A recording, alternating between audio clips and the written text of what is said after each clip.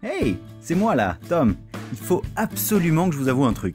Depuis tout petit, je rêve que d'une chose, étudier la médecine. Après l'obtention de mon bac, une question s'est posée. Médecine générale ou dentaire? J'ai quitté ma famille et je suis parti m'installer dans une chambre de bonne de 15 mètres carrés dans laquelle, il faut bien l'avouer, je me sentais un petit peu à l'étroit. Mon premier jour à la fac, on était 3000 étudiants. Je me suis fait bousculer de partout, aucune idée de pourquoi. J'ai fini par le comprendre une fois arrivé dans l'amphi où malheureusement j'étais très déçu de voir qu'il n'y avait qu'une retransmission vidéo.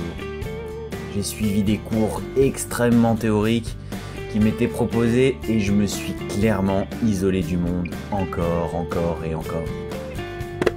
L'année a avancé et la fréquentation de l'amphithéâtre diminuait au fur et à mesure des jours.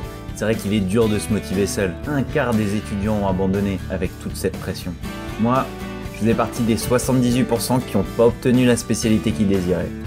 Au final, j'ai eu que pharma alors que je voulais dentaire. Alors du coup, je me suis remis en question. J'ai fait un flashback sur mon année et je me suis dit est-ce que ça vaut le coup de recommencer ou d'abandonner dentaire? Et d'un coup, j'ai eu une idée.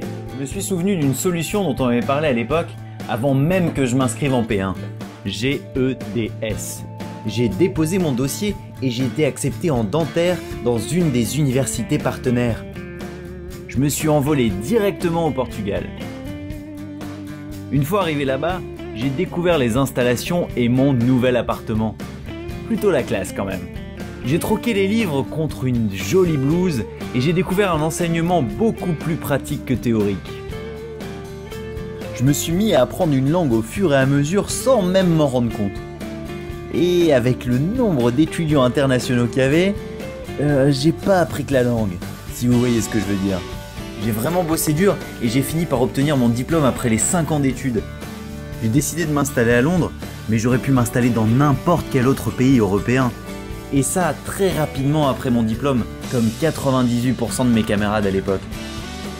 Si je devais faire un bilan de mes 5 années d'études au Portugal, je vous avouerai que j'ai quand même obtenu mon diplôme en dentaire en 5 ans seulement, en dépensant plus ou moins 40% en moins d'argent que si j'avais effectué mon cycle en France. J'ai suivi une formation qui est axée essentiellement sur la pratique, avec 1600 heures cliniques et au minimum 470 actes réalisés, et tout ça sans les contraintes du concours PACES. J'ai maintenant un diplôme européen et le plus important derrière tout ça, c'est que je peux exercer la profession de mes rêves. Et rien que pour ça, merci GEDS.